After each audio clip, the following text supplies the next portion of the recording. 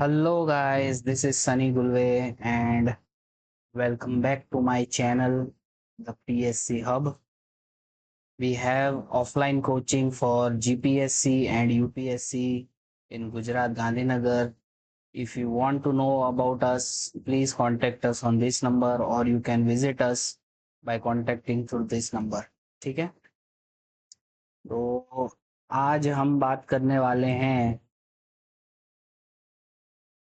System of polity and governance in India. ठीक है ना। हमने जो फर्स्ट लेक्चर लिया था उसके अंदर हमने बात की थी कि भाई जो हमारे यहाँ इंडिया में पार्लियामेंट्री फॉर्म ऑफ गवर्नमेंट है ना, और ऐसा ही यूके में भी है और यूएसए के अंदर जो है वो प्रेसिडेंशियल फॉर्म ऑफ गवर्नमेंट है ना। ये बात हमने लास्ट लेक्चर में की थी और मैंने पूरा बेसिक से समझाया भी था कि हम वहाँ तक कैसे पहुँचे। ठीक है, और उसके बाद हमने कॉन्स्टिट्यूशन ऑफ इंडिया ये सब गारंटी करता है ये देखा था, और उसके बाद जुडिशरी सिस्टम जो है, जुडिशरी सिस्टम ये उसका गारंटर है ये भी देखा था। फिर हमने लेजिस्लेचर, एग्जीक्यूटिव और जुडिशरी ये तीनों के बारे में देखा था। बट ये चीज़ें हम आज डिस्कस करने वाले हैं इन कॉन्टेक्स्ट ऑफ इंडिया। ठीक है ना। तो इंडिया के बारे में अगर मैं बात करूं तो इंडिया में आपको पता है right now there are 28 states and 8 union territories. अब इंडिया के अंदर जो पॉलिटी है, पॉलिटिकल सिस्टम है, वो इस तरीके से है कि इंडिया में एक सेंट्रल गवर्नमेंट है जो कि यहाँ पे दिल्ली में बैठती है, और मैंने दिल्ली ऊपर कर दिया, सॉरी, दिल्ली ये रहा, यहाँ पे दिल्ली में बैठती है। और इंडिया के जो स्टेट्स हैं इनके अंदर भी कुछ पॉलिटिकल सिस्टम है, तो हमें आज उसी के बारे में पढ़ना है। ठीक है ना। तो इंडिया में there are 2 levels of government. Actually अब तो थर्ड लेयर भी आ गया है, पंचायती राज, बट अभी हम उसकी बात नहीं करेंगे, वो बाद में डिटेल में डिस्कस करेंगे। 2 लेवल्स में पहला जो लेवल है दैट इज यूनियन लेवल, जो कि सेंटर में है दिल्ली में, और दूसरा जो है वो है स्टेट लेवल, है ना। तो ये जो दो चीजें हैं इससे हमें ये पता चलता है कि भाई स्टेट के अंदर जो काम होगा वो अलग तरीके से होगा और यूनियन का काम अलग तरीके से होगा। बट क्या ये एक दूसरे से सेपरेट है? जी हाँ, ये सेपरेट है। इसका मतलब ये है कि भाई स्टेट जो अपनी मर्जी के हिसाब से जो उनको चाहे वो कर सकते हैं ना, वैसा नहीं है। भले ये सेपरेट है बट अपनी मर्जी से कुछ वो नहीं कर सकता। ठीक है ना। उनको फिर भी अपने कॉन्स्टिट्यूशन में जो चीज़ें लिखी है, कॉन्स्टिट्यूशन ऑफ इंडिया के हिसाब से ही चलना पड़ेगा। तो कॉन्स्टिट्यूशन भले बनाया यूनियन लेवल पे है पर सिर्फ यूनियन का नहीं है। कॉन्स्टिट्यूशन में स्टेट के भी पावर्स लिमिटेड है और उनके जो फंक्शंस है वो उसमें डिफाइन किए गए हैं। ठीक है ना। तो ये जो सिस्टम है जिसके अंदर 2 लेवल की पॉलिटी चलती है उसको बोलते हैं फेडरल सिस्टम या फेडरल स्ट्रक्चर। अब अगर फेडरेशन, फेडरेशन वर्ड से ये फेडरल स्ट्रक्चर आया, तो अगर हम फेडरेशन की डेफिनेशन देखें तो फेडरेशन किसको बोला जाता है कि जो छोटे छोटे यूनिट्स हैं या छोटे छोटे इंडिविजुअल्स है या यूनिट्स है वो पहले इंडिपेंडेंट होंगे, इंडिपेंडेंट, और वो ऐसा डिसाइड करते हैं कि चलो भाई हम एक साथ जुड़ते हैं, है ना, और हम मिलके एक बनाते हैं एक यूनियन, है ना। तो ये जो छोटे छोटे पार्ट्स हैं ये पहले तो अपने आप में खुद इंडिपेंडेंट है ना, और उन्होंने डिसाइड किया है अपनी मर्जी से कि भाई हम एक साथ जुड़ते हैं, है ना। तो इसको बोलते हैं फेडरेशन करना, है ना।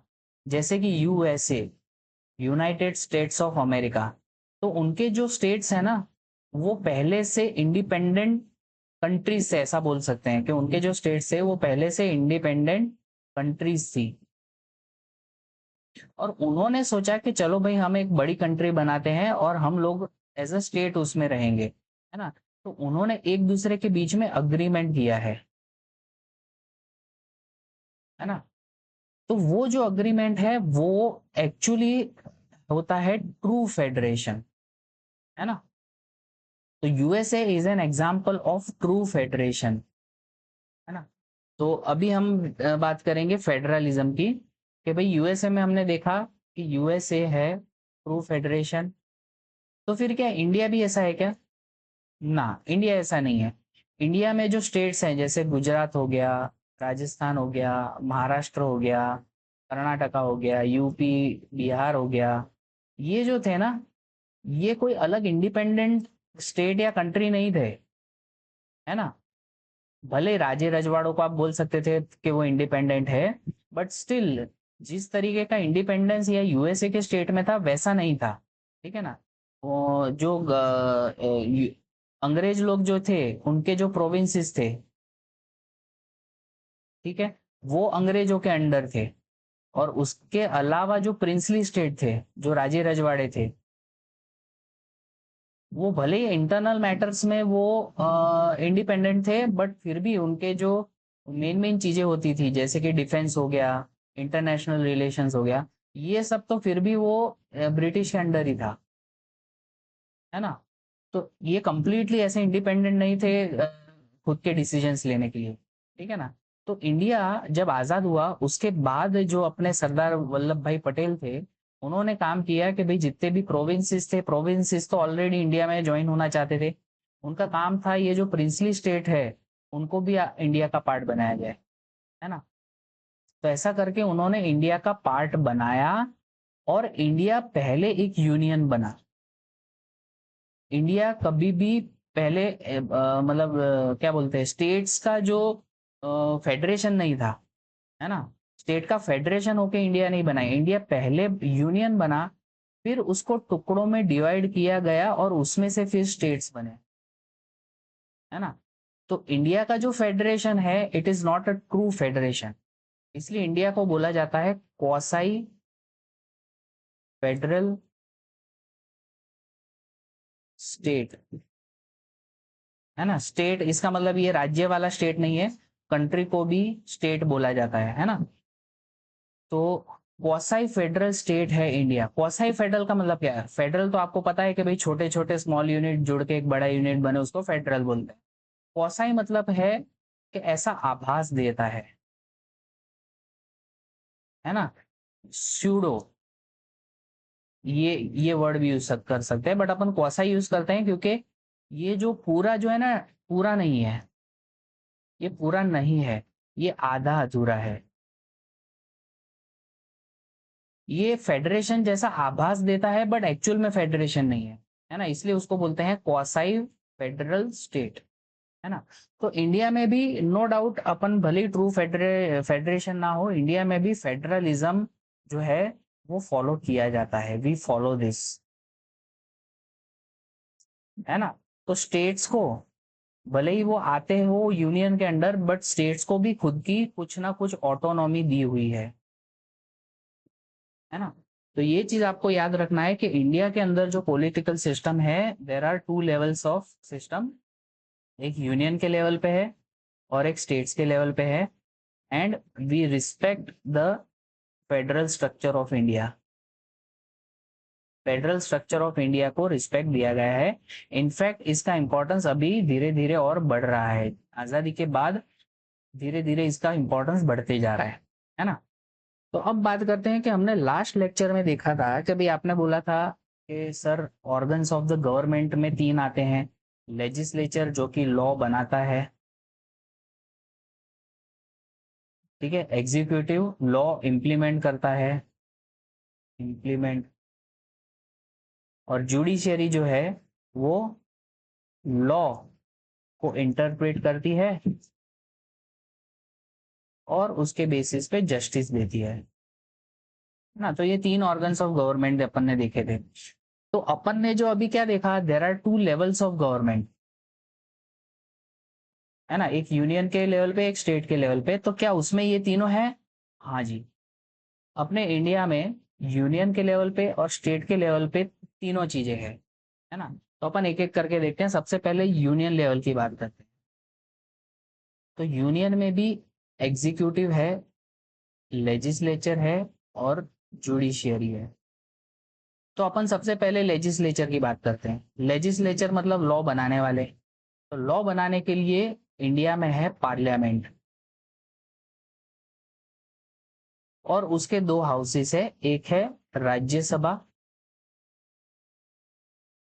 और एक है लोकसभा, है ना।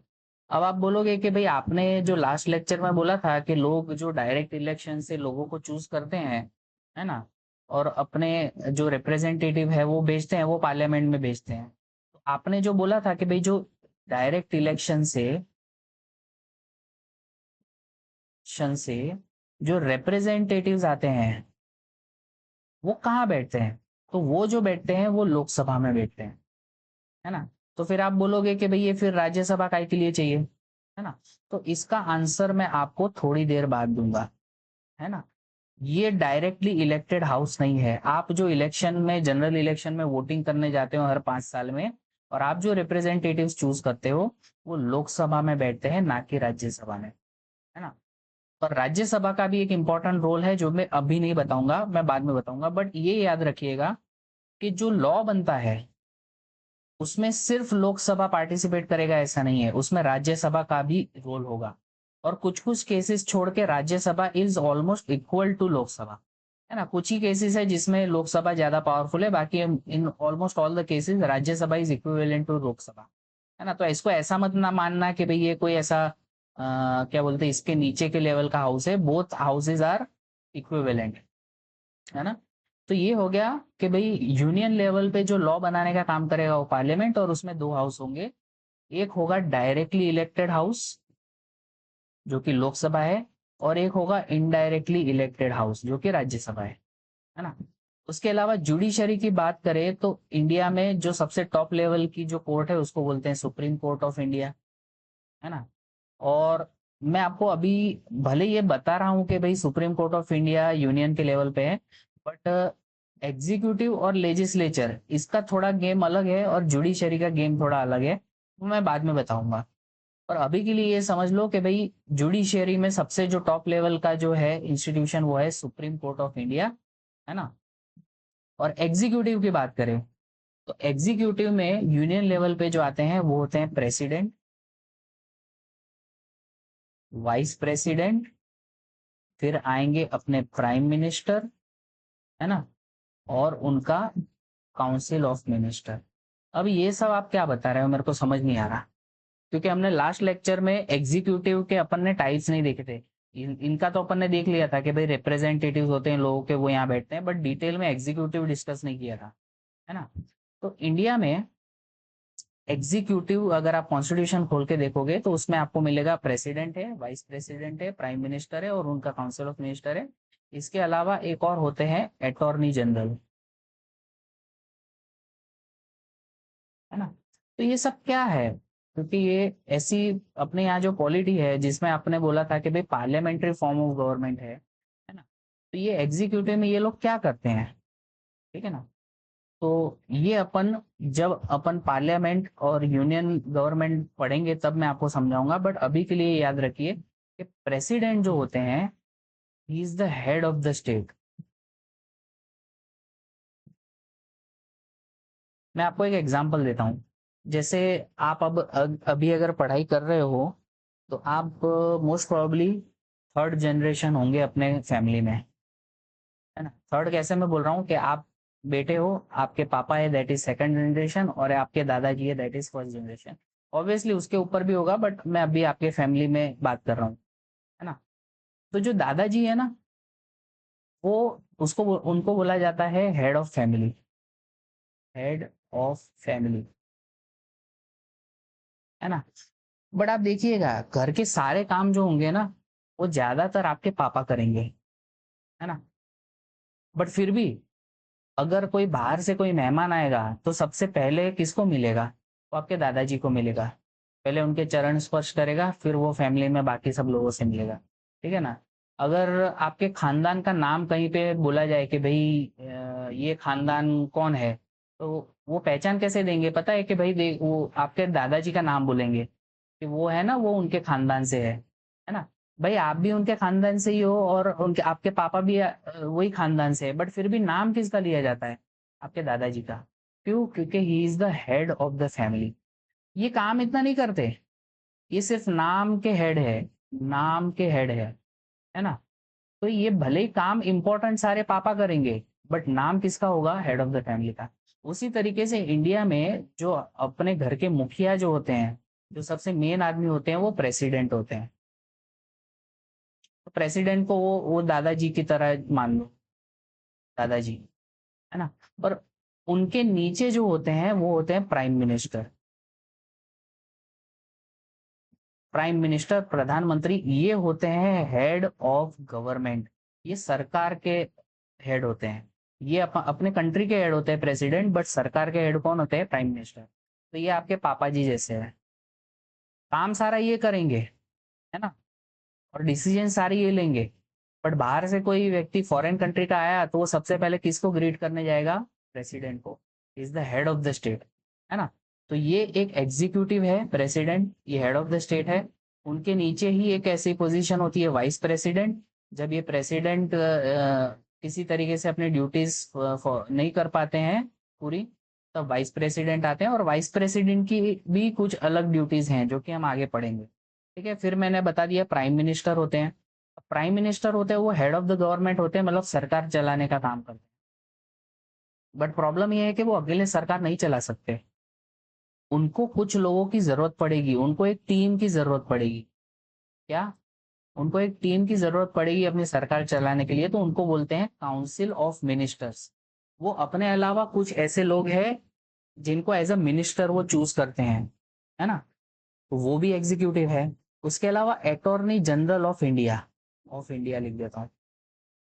ये क्या है? ये ऐसा बोल सकते हैं कि भाई, मैं कैसा एग्जांपल दूं? हाँ, जैसे आपको अगर कोई डिस्प्यूट होता है आपका किसी के साथ, तो आप क्या करोगे? आप कोर्ट में जाओगे। और कोर्ट में क्या करोगे? आप अपना एक वकील चूज करोगे कि भाई हाँ, ये मेरा वकील है और मेरी तरफ से लड़ेगा, है ना? तो उसी तरीके से इंडिया या यूनियन ऑफ इंडिया इसके ऊपर कोई केस कर दे, या इसको किसी पे केस करना हो, तो उनकी तरफ से जो वकील लड़ने जाएंगे उनको बोलते हैं अटॉर्नी जनरल ऑफ इंडिया, है ना? तो ये वो इंसान होते हैं जिनको लॉ की और कॉन्स्टिट्यूशन की बहुत गहरी नॉलेज है। और वो दो काम करते हैं, एक तो अगर इंडिया पे केस हुआ या इंडिया को किसी पे केस करना हुआ तो एज अ उनके लॉयर या एडवोकेट बन के जाएंगे।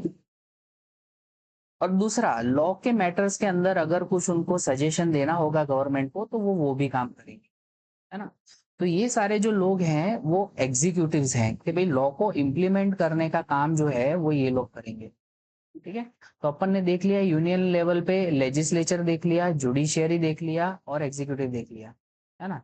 पर जुडिशियरी का जैसे मैंने बोला कि उसका थोड़ा सिस्टम अलग होता है एग्जीक्यूटिव लेजिस्लेचर से, वो मैं थोड़ा आगे बताता हूँ, है ना? अब आगे चलते हैं।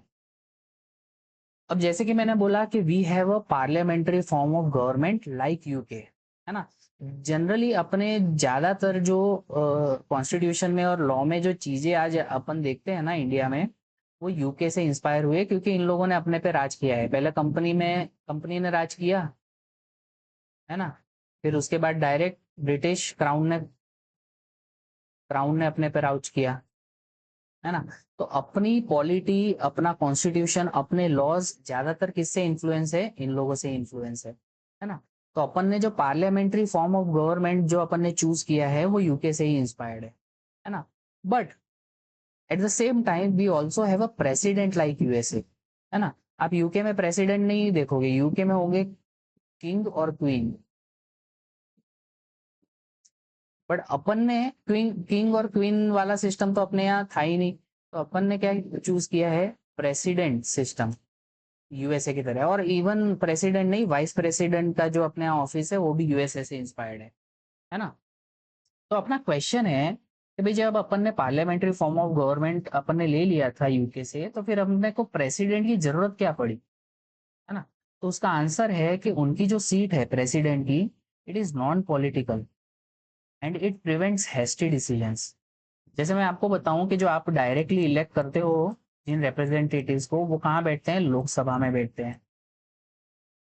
और उनके अंदर जो मेंबर्स होते हैं ना, मेंबर्स, वो पार्टी से आते हैं। वो अभी अपन आके देखेंगे, आगे देखेंगे कि भाई पार्टी सिस्टम क्या है और इंडिया में किस तरीके से पॉलिटिकल पार्टीज चलती है। तो वो जो मेंबर होते हैं ना, वो पार्टी के होते हैं। और वो जनरली क्या हो सकता है कि इनकेस बायस्ड भी हो सकते हैं, बायस्ड, बायस्ड भी हो सकते हैं, है ना। तो वैसे तो ऑल पावरफुल होते हैं जो लोकसभा के मेंबर्स होते हैं, और उसमें से जो भी प्राइम मिनिस्टर बनते हैं, वो सबसे ज्यादा पावरफुल होते हैं। वो चाहे तो कोई भी डिसीजन, कोई भी लॉ बना सकते हैं। बट फिर भी उनको चेक, उनके ऊपर चेक रखने के लिए, या उन्हें थोड़ा सा गलत डिसीजन लेने से रोकने के लिए, अपन ने ये प्रेसिडेंट का सीट चूज किया है कि भाई अपने यहाँ प्रेसिडेंट भी होंगे। And it is a non political person. उनको ये इनकी पार्टी की, बीजेपी की और कांग्रेस की, इन सब की पॉलिटिक्स में उनको कोई उनका इंटरेस्ट नहीं होता, है ना। सो उनका एक तो है नॉन पॉलिटिकल है, मतलब वो फेयर रहेंगे और अनबायस्ड रहेंगे, है ना। और दूसरा सबसे इंपॉर्टेंट चीज, जैसे कि मैंने बोला ना कि उनका काम दादाजी वाला है। तो अपने घर में अगर कोई उनका दादाजी का लड़का या उनका पोता अगर कोई गुस्से में कोई डिसीजन लेने जाता है, तो दादाजी क्या बोलते हैं कि भाई रुको जरा, इसके बारे में सोचो, ये डिसीजन लेने से पहले ये देखो, क्योंकि ये एक्सपीरियंस कर चुके हैं अपने लाइफ में बहुत ज्यादा, है ना। तो उनको पता है कि भाई एकदम फटाफट डिसीजन लेने से उनके प्रॉब्लम्स भी बहुत ज्यादा हो सकते हैं, है ना। तो it prevents the hasty decisions, है ना। इसलिए अपन ने प्रेसिडेंट का जो सीट है वो अपने यहाँ रखा है ना। उसी तरीके से जैसे मैंने बोला कि भाई यूनियन लेवल पे प्रेसिडेंट है, तो स्टेट लेवल पे गवर्नर होते हैं, है ना। और वो यूनियन के ही एजेंट होते हैं, याद रखना। यूनियन जो है वो अपने लिए प्रेसिडेंट चूज करेंगे, तो इसका मतलब ये नहीं है कि स्टेट खुद के लिए गवर्नर चूज करेंगे ना। गवर्नर ऑफ द स्टेट वो भी कौन चूज करेगा? यूनियन ही चूज करेगा। तो याद रखना, प्रेसिडेंट जो है वो यूनियन चूज करता है, और गवर्नर स्टेट चूज नहीं करता है, वो भी यूनियन ही चूज करता है ना। तो ये याद रखना। तो अब चलते हैं, अगर गवर्नर की बात कर ली है तो अपन स्टेट पे चलते हैं। तो स्टेट का जो गवर्नेंस है, उसमें भी अपन ने देखा कि भाई तीन ऑर्गन्स जो है, एक तो एग्जीक्यूटिव है, एक लेजिस्लेटिव है, और एक जुडिशियरी है ना।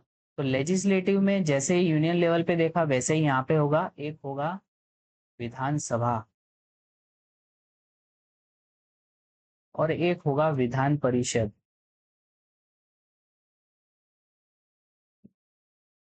अब आप जो जिस स्टेट में रहते हो, उसमें स्टेट के लिए जो आप इलेक्शन करोगे वो भी डायरेक्ट इलेक्शन होगा, उसमें भी रिप्रेजेंटेटिव चूज होंगे, है ना। पर क्या वो पार्लियामेंट में जाके बैठेंगे? ना। पार्लियामेंट के लिए जनरल इलेक्शन अलग होता है, उसको जनरल इलेक्शन बोलते हैं, है ना। बट ये तुम्हारे स्टेट के लिए, हर एक स्टेट के लिए स्टेट का इलेक्शन होगा, है ना। और उसके जो रिप्रेजेंटेटिव होंगे वो कहाँ पे जाके बैठेंगे? विधानसभा में। इसको बोलते हैं स्टेट लेजिस्लेटिव असेंबली, है ना। तो ये विधानसभा में जो होंगे वो डायरेक्टली इलेक्टेड लोग बैठेंगे। तो फिर क्या आपने जो राज्यसभा बताया था और ये विधान परिषद वो सेम ही है? तो जवाब है ना, है ना। राज्यसभा का जो रखने का पर्पस है वो अलग है, और ये स्टेट के अंदर विधान परिषद रखने का पर्पस है वो अलग है ना। और राज्यसभा और विधान परिषद के बारे में मैं आपको अलग से बताऊंगा। और अभी के लिए याद रखो कि जैसे यूनियन के लेवल पे अपने लोकसभा राज्यसभा होते हैं, वैसे ही यहाँ पे विधानसभा विधान परिषद होते हैं, है ना। वहां पे लोकसभा में डायरेक्टली इलेक्टेड लोग बैठते हैं, यहाँ पे विधानसभा में डायरेक्टली इलेक्टेड लोग बैठते हैं, है ना? फिर अगर बात करें जुडिशियरी की, तो जुडिशियरी में स्टेट लेवल पे होती हैं हाई कोर्ट्स। जैसे यूनियन लेवल पे सुप्रीम कोर्ट है, स्टेट लेवल पे हाई कोर्ट्स होती है। देन एग्जीक्यूटिव की बात करें तो मैंने ऑलरेडी बता दिया है कि भाई एक गवर्नर होता है ना। फिर वहां पे क्या था, यूनियन में इसका इक्विवेलेंट क्या था? प्रेसिडेंट।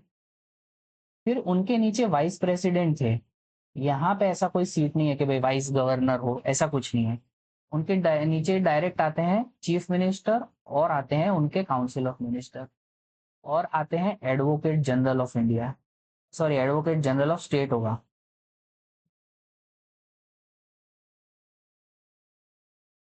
तो इसमें जैसे प्रेसिडेंट यूनियन लेवल पे काम करते हैं वैसे ही गवर्नर यहाँ पे काम करते हैं। तो जैसे president is a head of the state, head of state या हेड ऑफ यूनियन गवर्नमेंट, वैसे ही ये जो गवर्नर है it is a head of state. अब याद रखना ये जो मैं हेड ऑफ स्टेट बोल रहा था ये इंडिया के लिए है, और ये जो मैं हेड ऑफ स्टेट बोल रहा हूँ ये मैं स्टेट के लिए बोल रहा हूँ, है ना। तो ये भी एक तरीके से नॉमिनल हेड है। नॉमिनल मतलब नाम के, है ना। ये दादाजी है ये स्टेट के, और ये इनके हाथ में इतने पावर नहीं है। असली पावर किसके हाथ में है? चीफ मिनिस्टर और उनके काउंसिल ऑफ मिनिस्टर, है ना। तो ये हो गए head of government with in the state. फिर जिस तरीके से अपन ने अटॉर्नी जनरल देखे थे इंडिया के लिए, सेम काम करते हैं advocate general of the state. तो ये हो गई अपनी स्टेट लेवल की पॉलिटिकल सिस्टम, है ना। नाउ अब क्वेश्चन आता है कि भाई why we need Rajya Sabha and Vidhan Parishad, है ना। ये क्वेश्चन मैंने बोला था मैं आपको बाद में समझाऊंगा। तो ये यूनियन है, उसका लेजिस्लेटिव विंग है, ये स्टेट है, उसका लेजिस्लेटिव विंग है, और लेजिस्लेचर में यहाँ पे दो दो सभाएं हैं, एक राज्यसभा है और ये लोकसभा है। यहाँ पे है विधान परिषद और यहाँ पे है विधानसभा, है ना। This is directly elected, this is directly elected, this is indirectly elected and this is indirectly elected, है ना। तो अब देखते हैं कि ये तो अपन ने देख लिया है कि यहाँ पे तो लोग वोट करेंगे और उनके रिप्रेजेंटेटिव यहाँ बैठेंगे, है ना। पर ये जो दो है इनका क्या है? विधानसभा के जो लोग होंगे, उनके उनके जो लोग होंगे उनको बोला जाएगा MLA, member of legislative assembly, है ना। और लोकसभा के जो लोग होंगे उनको बोलेंगे MP, member of parliament. Actually Rajya Sabha और लोकसभा दोनों के लोगों को MP बोलते हैं, और विधान परिषद और विधानसभा दोनों के लोगों को MLA बोलते हैं, है ना। पर अभी मैं सिर्फ इनकी बात कर रहा हूँ कि विधानसभा के जो MLA है वो डिसाइड करेंगे कि भाई उनके स्टेट में से कितने लोग राज्यसभा में जाएंगे। कितने लोग नहीं, सॉरी, कौन से लोग, है ना। क्योंकि राज्यसभा जो है ना, Rajya Sabha is the voice of state. ये जो है Lok Sabha, it is a voice of people, है ना। तो लोगों ने जो जिनको डायरेक्टली चुना है वो तो लोकसभा में बैठेंगे, बट ऐसा ना हो कि क्योंकि है ना यूनियन स्टेट से काफी दूर होता है ना। सेंटर जो है, तो सेंटर कहाँ पे है? दिल्ली में है। और हो सकता है कि उनके आसपास के स्टेट्स थोड़ा उनके नजदीक हो, बट जैसे साउथ के स्टेट्स हैं और जो मिडल इंडिया के जो स्टेट हैं वो काफी दूर है उनसे। तो ऐसा ना हो कि भाई यूनियन जो है वो बाकी के दूर के स्टेट्स को दरकिनार कर दे, या छोटे छोटे स्टेट्स की आवाज उन तक ना पहुंचे, है ना। ऐसा ना हो इसलिए राज्यसभा बनाया गया है। It is a voice of states, it is a representation of states. Lok Sabha क्या है? Representation of people. और राज्यसभा क्या है? रिप्रेजेंटेशन ऑफ स्टेट्स, है ना। तो छोटे स्टेट्स की आवाज, स्मॉल स्टेट्स, उनकी आवाज, और दूर के स्टेट्स की आवाज, है ना, वो यहाँ यूनियन तक पहुंचाने के लिए वो काम कौन करता है? राज्यसभा करता है ना। तो राज्यसभा के अंदर ना हर एक स्टेट के लिए और कुछ यूटीज के लिए, जिसके अंदर ये विधानसभाएं हैं, उन यूटीज के लिए कुछ सीट्स दी गई है ना। जैसे कि मैं गुजरात से हूं तो गुजरात की 11 सीटें हैं राज्यसभा में, है ना। सबसे ज्यादा पॉपुलेशन किसकी है? यूपी की है, तो यूपी के 31 सीट्स हैं, है ना। तो राज्यसभा के अंदर हर एक स्टेट और ऐसी यूटीज जिनके पास विधानसभा है, जैसे कि दिल्ली, पौंडीचेरी एंड जम्मू एंड कश्मीर, ये 3 स्टेट ऐसे हैं, सॉरी ये 3 यूनियन टेरिटरी ऐसी है जिनके पास खुद की विधानसभा है, बाकी सब में नहीं है। तो उनकी भी कुछ सीटें राज्यसभा में होंगी। तो याद रखना कि लोकसभा जो है it is a voice of people, वो डायरेक्टली इलेक्टेड हाउस है। लोगों का रिप्रेजेंटेशन यहाँ पे होता है।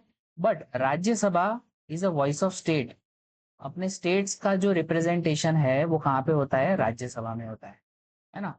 तो इसलिए मैंने बोला था कि राज्यसभा लोकसभा से नीचे नहीं है, कुछ मामलों को छोड़ के दोनों के पावर्स इक्वल है ना। तो फिर आप यही लॉजिक से देखो तो स्टेट के अंदर क्या विधान परिषद ये जो है डिस्ट्रिक्ट है उनकी आवाज है? तो जवाब है ना। इसका बनाने का पर्पस कुछ अलग ही है। सबसे पहली बात, Vidhan Parishad is not in every state, not in every state. जो बड़े बड़े स्टेट्स होते हैं ना, जैसे कि हो गया महाराष्ट्र, कर्नाटका, है ना, ऐसे जो बड़े बड़े स्टेट्स हैं उनके अंदर जो लेजिस्लेटिव प्रोसेस है वो काफी टाइम टेकिंग होती है। वैसे भी लेजिस्लेटिव प्रोसेस टाइम टेकिंग है। तो अगर सिर्फ विधानसभा वहां पे हुई, है ना, तो हो सकता है कि जो लॉ बनाने की प्रक्रिया है वो काफी डिलेड हो जाए, है ना।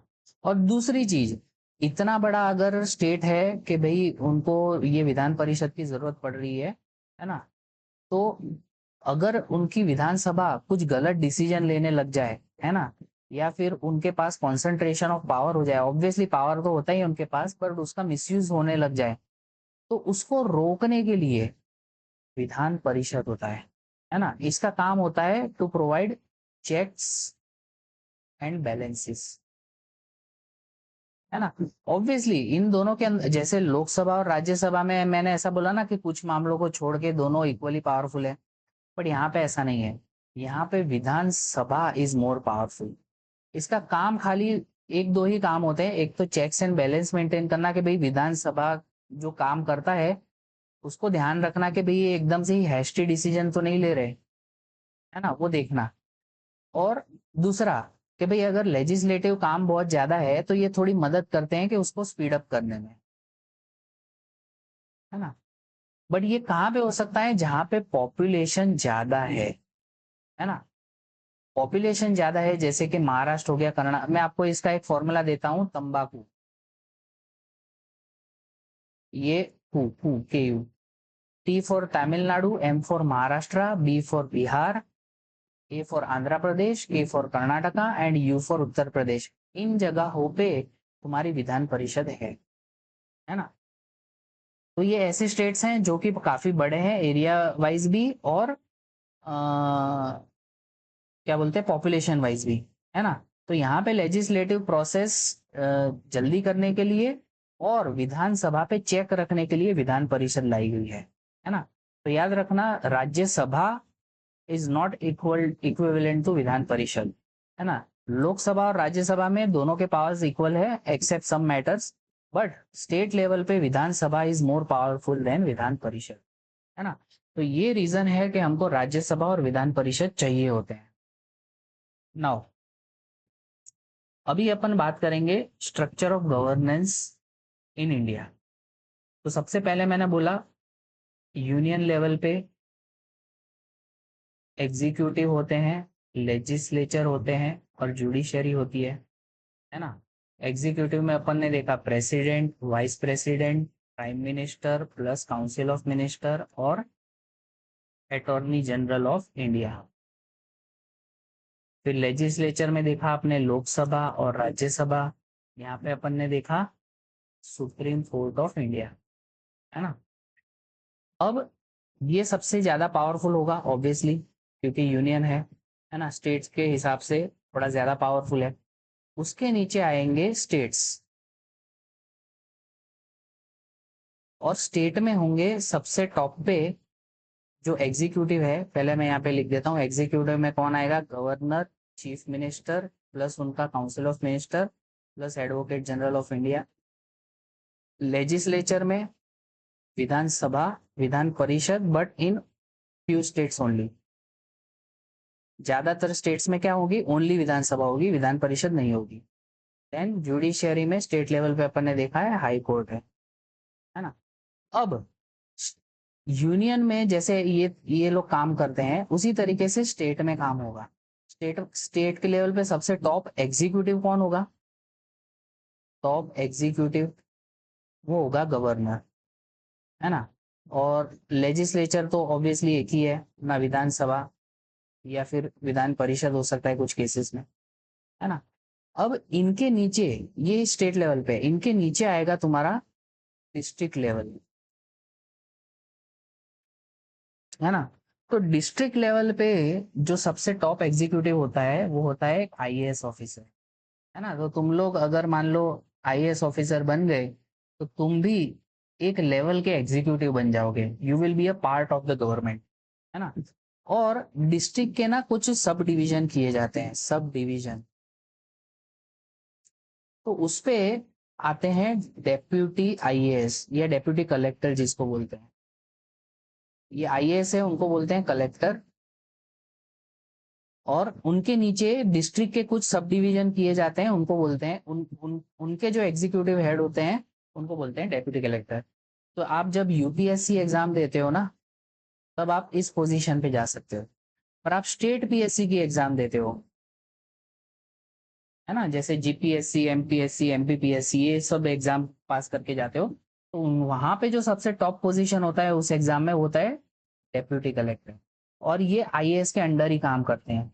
डिस्ट्रिक्ट के जो सब डिवीजन किए हुए हैं, ये उनको हेड करते हैं और दूसरा इनको असिस्ट भी करते हैं, है ना। तो ये डिस्ट्रिक्ट लेवल हो गया। उसके नीचे एक और लेवल आएगा, तालुका लेवल। लेवल जैसे मैं अपने गुजरात में, मैं गांधीनगर में रहता हूँ तो मैं उसकी बात करता हूँ। जैसे ये गुजरात स्टेट है, उसके नीचे गांधीनगर डिस्ट्रिक्ट है ना। अब उसके नीचे कुछ तालुके हैं, जैसे कलोल, दहगाम, मानसा एंड गांधीनगर सिटी। ये 4 तालुके हैं गांधीनगर के अंदर, है ना। तो उस लेवल पे जो सबसे बड़ा एग्जीक्यूटिव हेड होगा, एग्जीक्यूटिव हेड, वो होगा मामलतदार, या जिसको तहसीलदार भी बोलते हैं,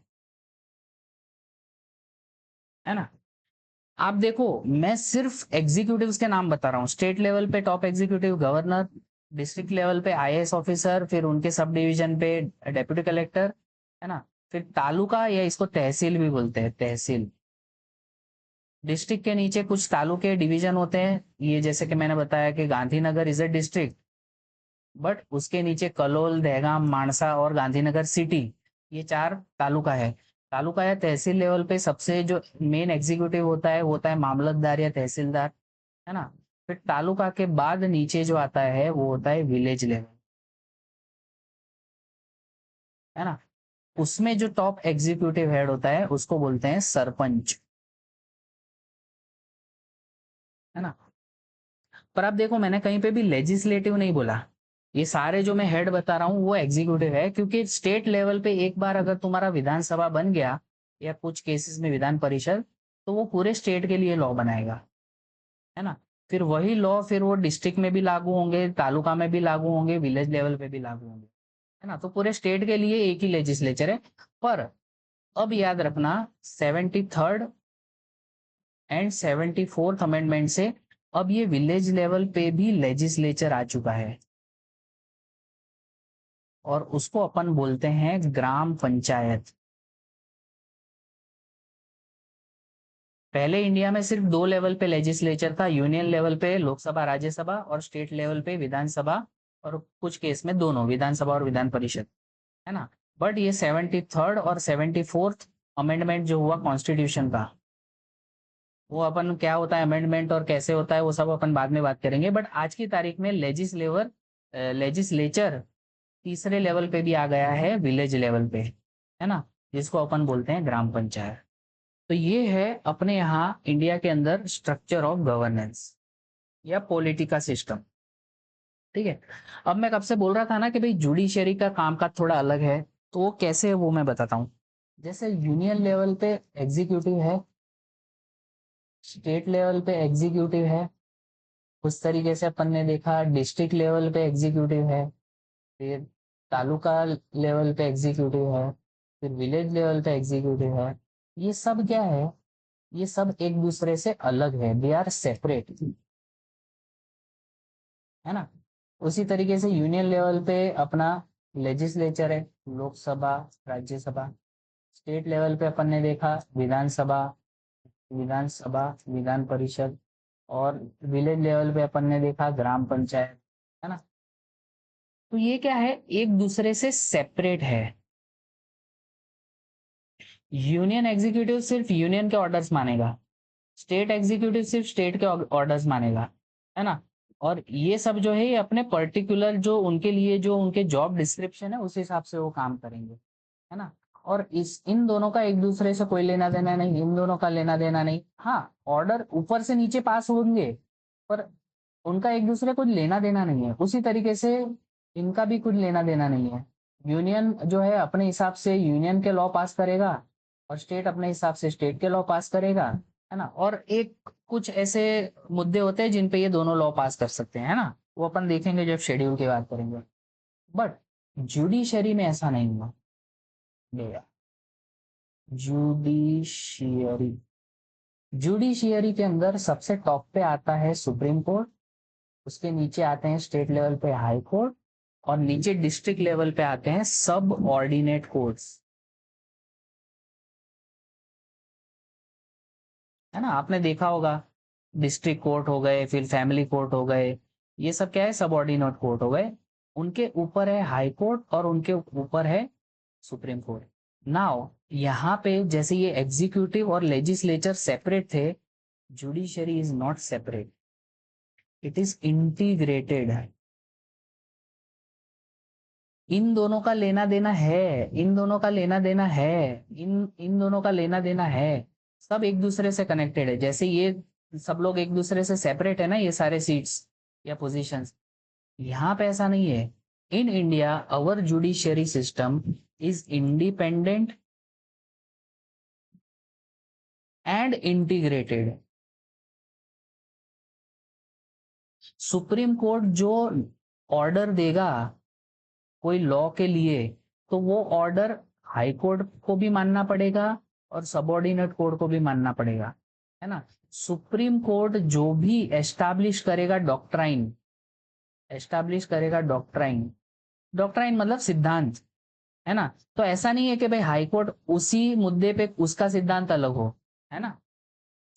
तो जैसे फंडामेंटल राइट्स इंडिया में है, तो फंडामेंटल राइट का जो इंटरप्रिटेशन है, मान लो सुप्रीम कोर्ट ने किया, कोई एक आर्टिकल पे इंटरप्रिटेशन दिया, तो इसका मतलब ये नहीं कि हाई कोर्ट उसका कुछ अलग इंटरप्रिटेशन निकाल सकता है। जो इंटरप्रिटेशन सुप्रीम कोर्ट ने दिया है वही हाई कोर्ट को मानना पड़ेगा, और वही उनके नीचे के कोर्ट को मानना पड़ेगा। उसी तरीके से हाई कोर्ट ने जो इंटरप्रिटेशन दिया है या कोई ऐसा ऑर्डर पास किया है ना, उस हिसाब से सबऑर्डिनेट कोर्ट को भी काम करना पड़ेगा, है ना। तो इन इंडिया याद रखना, इंटीग्रेटेड तो मैंने समझा दिया कि भाई सब एक दूसरे से कनेक्टेड है ना, और एक दूसरे पे डिपेंडेंट है। पर उसके साथ साथ इंडिपेंडेंट भी है। इंडिपेंडेंट का मतलब क्या हुआ कि भाई एग्जीक्यूटिव का लेजिस्लेचर से कुछ लेना देना होता है, लेजिस्लेचर का भी एग्जीक्यूटिव से कुछ लेना देना होता है, पर जुडिशियरी का इन दोनों से कोई लेना देना नहीं होता, है ना। तो in that sense it is an independent body, है ना। इंडिपेंडेंट उनको होना ही पड़ेगा, क्योंकि लॉ के अंदर ना बायसनेस नहीं होना चाहिए। और बायसनेस तभी नहीं हो पाएगा जब सुप्रीम कोर्ट इंडिपेंडेंट होगा। अगर सुप्रीम कोर्ट का भी या तो लेजिस्लेचर से या एग्जीक्यूटिव से जब जिस दिन लेना देना चालू हो गया, तब जो जस्टिस है ना वो बायस्ड हो जाएगा, अनबायस्ड नहीं रहेगा, है ना। तो इसलिए इन इंडिया भले ही अपन उसको as a organ of state मानते हैं, बट एग्जीक्यूटिव और लेजिस्लेचर से थोड़ा सा अलग है जुडिशियरी सिस्टम।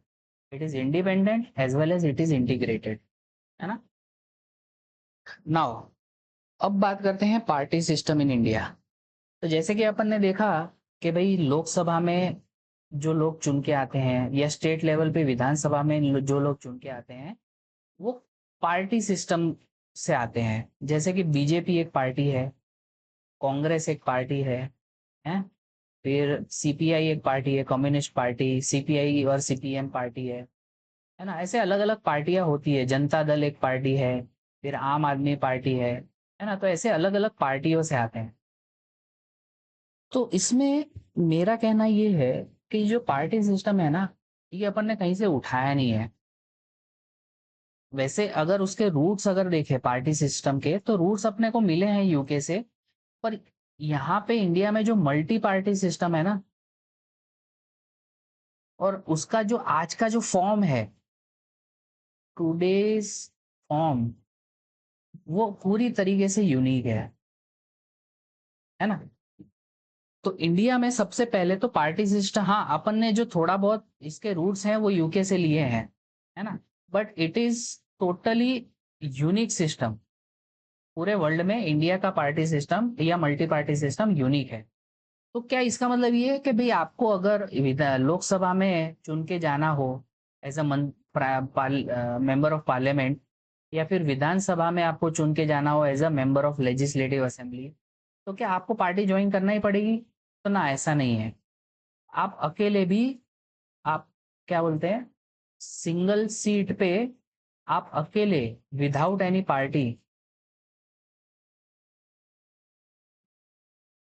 पार्टी भी आप चुने जा सकते हो टू विधानसभा और टू लोकसभा, है ना।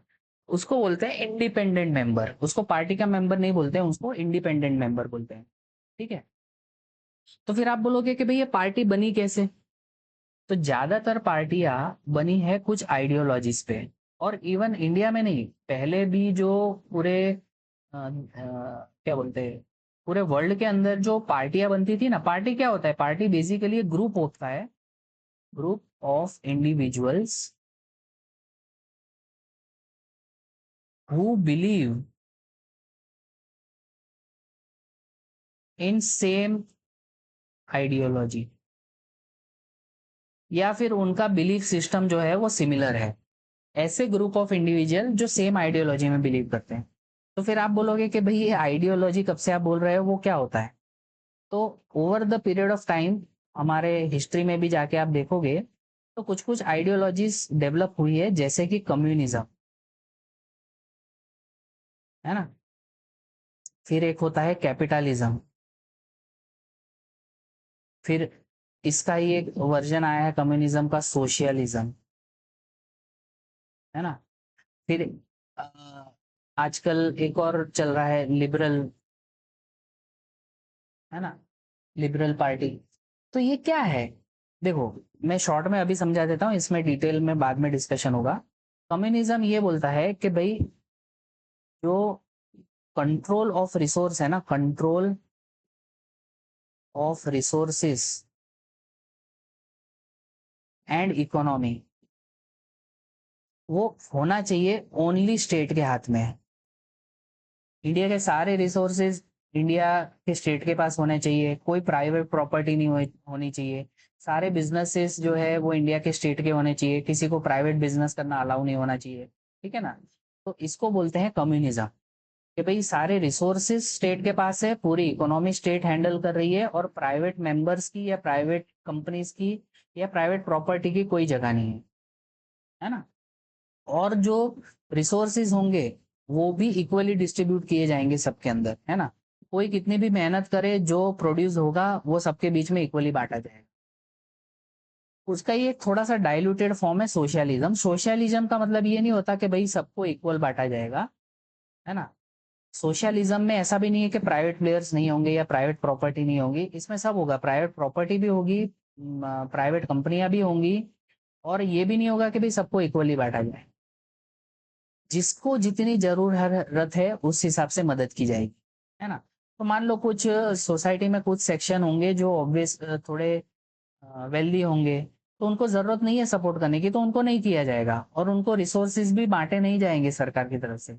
जिनको जरूरत है, जो गरीब लोग हैं, जो सोशली, इकोनॉमिकली, एजुकेशनली बैकवर्ड है, उतने फॉरवर्ड नहीं हो पाए बाकी लोगों की तरह, तो उनको मदद की जाएगी। तो इट इज सोशलिज्म, है ना। फिर कैपिटलिज्म का मतलब ये होता है कि भाई सब कुछ प्राइवेट कर दो, गवर्नमेंट का काम सिर्फ लॉ एंड ऑर्डर का होना चाहिए, है ना। और अपनी सिस्टम चलाने से उनको मतलब होना चाहिए, बाकी सब कुछ प्राइवेट होना चाहिए। उनके पास कोई प्रॉपर्टी नहीं होनी चाहिए, गवर्नमेंट की कोई प्रॉपर्टी नहीं होगी, कोई उनका बिजनेस नहीं होगा, बिजनेस नहीं होगा, है ना। और गवर्नमेंट सिर्फ लॉ एंड ऑर्डर का काम करेगी, बाकी सब कुछ प्रॉपर्टी प्राइवेट होगी, बिजनेसेस प्राइवेट होंगे, और रिसोर्सेज भी जो जितना कमाएगा उतना ही उसको मिलेगा, है ना। तो सोशलिज्म में क्या होता है कि भाई मान लो कोई पैसे वाला आदमी है, वो ज्यादा पैसा कमा रहा है, तो उससे टैक्स लेके अपन गरीब लोगों में बांटते हैं। बट कैपिटलिज्म में ऐसा नहीं होगा कि भाई तुमको अगर कमाना है, मतलब तुमको अगर खाना है तो तुमको ही कमाना पड़ेगा, और तुम जितना मेहनत करोगे उतना ही तुम कमाओगे, उतना ही खा पाओगे, तुमको कोई मदद नहीं करने वाला स्टेट, है ना। तो उसको बोलते हैं कैपिटलिज्म, है ना। तो ये सारे जो है ये आइडियोलॉजीज है ना। और कुछ लोग इंडिया में ये भी तुमको देखने को मिलेगा कि रिलीजियन के बेस पे भी बनते हैं। वैसे बोला नहीं जाता, but at the back of the mind लोगों के दिमाग में रहता है कि भाई मान लो पार्टी ए है, वो कोई एक पर्टिकुलर रिलीजन को सपोर्ट कर रही है, पार्टी बी है, वो किसी किसी और रिलीजन को सपोर्ट कर रही है। तो ये भी होता है। तो आइडियोलॉजी ऐसा नहीं है कि सिर्फ ये इकोनॉमी के बेसिस पे भी हो या सोशल बेसिस पे ही हो, बट आइडियोलॉजी रिलीजियन के बेसिस पे भी होती है। बट इंडिया एक सेक्युलर कंट्री है, ऐसा बोला गया है कॉन्स्टिट्यूशन में, है ना। तो वो धर्म के नाम पे भेदभाव नहीं कर सकती, इसलिए आइडियोलॉजी में कोई भी रिलीजन का नाम नहीं लेगा कि भाई हम इस रिलीजन को सपोर्ट करते हैं। But back of the mind सबको पता ही होता है कि भाई ऐसा होता है ना। मैं किसी का नाम नहीं लूंगा, बट मैं बता रहा हूँ कि भाई ऐसा होता है। तो ये जो आइडियोलॉजी होती है उसके बेसिस पे पार्टी बनती है, और इंडिया में मल्टी पार्टी सिस्टम है, मतलब जितने मर्जी पार्टी बनाओ आप, सब अलाउड है ना। तो इंडिया में जो ये विधानसभा के जो रिप्रेजेंटेटिव जाते हैं एमएलए, और लोकसभा में जो रिप्रेजेंटेटिव जाते हैं एमपी, उसमें ज्यादातर लोग जो है ये पार्टी सिस्टम से आते हैं, है ना। और वो पार्टी सिस्टम के अंदर आप जो भी लोग रिप्रेजेंटेटिव के तौर पे जाएंगे उनको टिकट मिलती है ना। तो ये खाली मैंने बता दिया कि जो रिप्रेजेंटेटिव्स चूज होते हैं वो पार्टी सिस्टम से होते हैं। जब अपन इलेक्शन पढ़ेंगे, इलेक्शन भी एक डिटेल टॉपिक है अपने सब्जेक्ट के अंदर, पॉलिटी के अंदर, तब इसको अपन डिटेल में देखेंगे, है ना। पर अभी के लिए मैंने आपको एक माइंड में क्लियर हो जाए कि भाई इंडिया में ये जो लोकसभा में विधानसभा में लोग आते कहाँ से है, तो वो मैंने आपको बता दिया कि भाई पार्टी सिस्टम से आते हैं। पार्टियां अपने सदस्यों को टिकट देती है, और टिकट के बेसिस पे वो अपनी जगह से चुनाव लड़ते हैं, और फिर अगर चुने गए, लोगों ने इलेक्ट कर लिया, तो फिर वो जाके विधानसभा या लोकसभा में बैठते हैं। ठीक है। नाउ कुछ चीजें ऐसी है जिसके लिए कॉन्स्टिट्यूशन के अंदर ही कुछ बॉडीज का फॉर्मेशन दिया गया है ना। जैसे कि इलेक्शन का काम करने के लिए इलेक्शन कमीशन है, टैक्सेस को डिस्ट्रीब्यूट करने के लिए फाइनेंस कमीशन है, यूनियन और स्टेट के अकाउंट को ऑडिट करने के लिए कैग है, controller and auditor general of India. फिर अपने आईएएस आईपीएस इस तरीके के सिविल सर्वेंट्स और स्टेट लेवल पे भी सिविल सर्वेंट्स को चूज करने के लिए यूपीएससी और स्टेट पीएससी है। ठीक है। फिर अटॉर्नी जनरल और एडवोकेट जनरल तो मैंने बता ही दिया आपको, एग्जीक्यूटिव, है ना। फिर national commission for schedule caste, schedule tribe and backward class, है ना, जीएसटी काउंसिल। ये सारी कॉन्स्टिट्यूशनल बॉडी जो है ना, ये भी काम करती है एज एन एग्जीक्यूटिव। तो मैंने बताया था ना आपको कि यूनियन लेवल पे एग्जीक्यूटिव होते हैं, स्टेट लेवल पे एग्जीक्यूटिव, और फिर बाद में डिस्ट्रिक्ट से लेके विलेज तक जाता है ना। उसके अलावा भी कॉन्स्टिट्यूशन में कुछ काम करने के लिए उन्होंने एग्जीक्यूटिव्स या एग्जीक्यूटिव कमिटीज उन्होंने बनाई है ना। ये भी क्या है, ये भी अपने गवर्नेंस के अंदर हेल्प करते हैं। क्योंकि आपको आपने देखा ना कि भी यूनियन लेवल पे प्रेसिडेंट है, वाइस प्रेसिडेंट है, प्राइम मिनिस्टर है। अब ये लोग बहुत हाई लेवल के एग्जीक्यूटिव हैं, ये सब जगह जाके दौड़ के सारे काम नहीं करने वाले। अब ये टैक्स कलेक्ट करने का और उसको डिस्ट्रीब्यूट करने का काम प्राइम मिनिस्टर थोड़ी करेंगे, या फिर प्रेसिडेंट या वाइस प्रेसिडेंट थोड़ी करेंगे। उनके लिए उन्होंने अलग से बॉडी ही बना दी, है ना। अब वहां पे भी लोग चेयरमैन और उनके मेंबर्स अपॉइंट होंगे, फिर वो कैलकुलेट करेंगे, फिर टैक्स डिस्ट्रीब्यूट करेंगे, है ना। फिर उसी तरीके से भले यूनियन पे ये सारे एग्जीक्यूटिव है, प्रेसिडेंट, वाइस प्रेसिडेंट और प्राइम मिनिस्टर, ये लोग जाके इलेक्शन थोड़ी करवाएंगे, है ना। तो अपने कामों को मतलब ये जो इंडिया में जितने भी काम है ना, उसको डेलीगेट करने के लिए, है ना, और उसको फास्ट करने के लिए और कन्वीनियंट करने के लिए, कन्वीनियंट करने के लिए कॉन्स्टिट्यूशन ने खुद अलग से बॉडीज बनाई है। तो ये बॉडीज भी क्या करती है, अपने गवर्नेंस में हेल्प करती है ना। इसके अलावा भी बॉडी है पर वो कॉन्स्टिट्यूशन में मेंशन नहीं है ना। जैसे कि human rights commission, central bureau of investigation, CVC, Lokpal, है ना। बहुत सारी ऐसी नॉन कॉन्स्टिट्यूशनल बॉडी है जो कि अपन जब ये डिस्कस करेंगे तब इसको डिटेल में करेंगे। बट मैं ये बताना चाहता हूँ कि गवर्नेंस कोई इजी टास्क नहीं है ना। अपन ने जो टॉप लेवल के देखे वो सिर्फ लिमिटेड काम कर सकते हैं, लेजिस्लेचर, एग्जीक्यूटिव जो अपन ने कॉन्स्टिट्यूशन में देखे हैं लिमिटेड काम कर सकते हैं। उनको हेल्प करने के लिए, चीजों को फास्ट करने के लिए, कन्वीनियंट करने के लिए ये डेलीगेशन किया जाता है कि भाई आप ये कमेटी बना लो, कमीशन बना लो, है ना, और उस हिसाब से आप काम आगे बढ़ाओ। ठीक है। So that was all from my side. मैंने आपको पूरा समझा दिया है कि भाई सिस्टम ऑफ गवर्नमेंट और पॉलिटी क्या है इंडिया के अंदर, है ना। तो नेक्स्ट टाइम से जब भी अपन मिलेंगे तब अपन एग्जीक्यूटिव्स, लेजिस्लेचर, जुडिशियरी, इन सबको डिटेल में कवर करेंगे, उनके अलग से लेक्चर मैं डालूंगा, है ना। तो ये है, फिर से मैं बता देता हूँ, हमारे क्लासेस है द पीएससी हब, ऑफलाइन है, जीपीएससी यूपीएससी के लिए गांधीनगर गुजरात के अंदर है। आपको पढ़ाई के लिए अगर कांटेक्ट करना है इस पे कांटेक्ट कर सकते हैं। So thank you so much for watching this video. बाद में मिलते हैं। Have a good day. Bye.